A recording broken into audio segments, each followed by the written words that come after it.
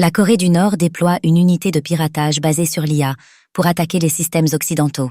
La Corée du Nord semble renforcer ses capacités en cyberattaque avec la création du centre de recherche 227, axé sur l'intelligence artificielle. L'IA pourrait-elle vraiment devenir un outil clé dans la stratégie de Pyongyang pour cibler les systèmes informatiques occidentaux?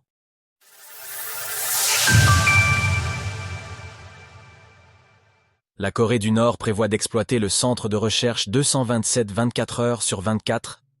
Le gouvernement nord-coréen serait en train d'ouvrir une nouvelle unité de piratage axée sur l'intelligence artificielle, IA, au sein du Bureau général de reconnaissance, RGB, l'agence de renseignement nord-coréenne fondée à la fin des années 2000.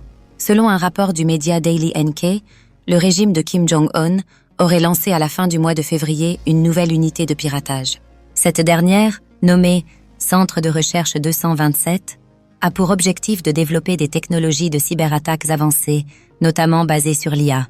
D'après une source anonyme au sein du régime citée par Daily NK, le Centre de recherche 227 ne se limitera pas à la collecte d'informations traditionnelles, mais se concentrera avant tout sur la création de méthodes permettant de pénétrer les systèmes informatiques occidentaux.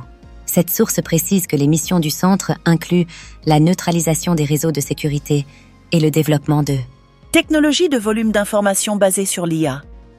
Les experts du centre seront également chargés de créer des programmes automatisés pour la collecte et l'analyse d'informations.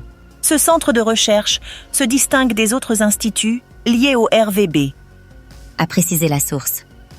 Tandis que le siège du RVB est localisé dans le district de Yongjaesan à Pyongyang, le centre de recherche 227 se trouve dans le district de Mangyongdae. D'après les informations recueillies, le RGB a l'intention de recruter initialement environ 90 experts en informatique. Ces candidats devront avoir obtenu des résultats exceptionnels dans des grandes universités et des programmes de doctorat, ce qui montre l'importance stratégique de ce centre pour des recherches avancées et des projets technologiques de haut niveau. Guerre hybride et renversement des équilibres mondiaux. L'usage de l'intelligence artificielle pour ces cyberattaques représente un tournant technologique majeur. La capacité de l'IA à analyser de grandes quantités de données à une vitesse impressionnante et à s'adapter aux systèmes de défense informatique est un atout précieux dans le cadre de cyberattaques modernes. L'IA, combinée à des techniques de piratage sophistiquées, pourrait permettre au régime de mener des attaques plus ciblées, difficilement identifiables et dévastatrices. Dans l'actualité, la Corée du Nord devient l'un des plus grands détenteurs de Bitcoin au monde. Cette montée en puissance s'inscrit dans une tendance inquiétante puisque, comme le montre le dernier piratage record de Bybit, les exchanges de crypto-monnaies sont de plus en plus visés par des pirates nord-coréens. De plus, selon la NSA et le FBI, ces attaques sont souvent utilisées pour financer les programmes militaires et nucléaires du régime.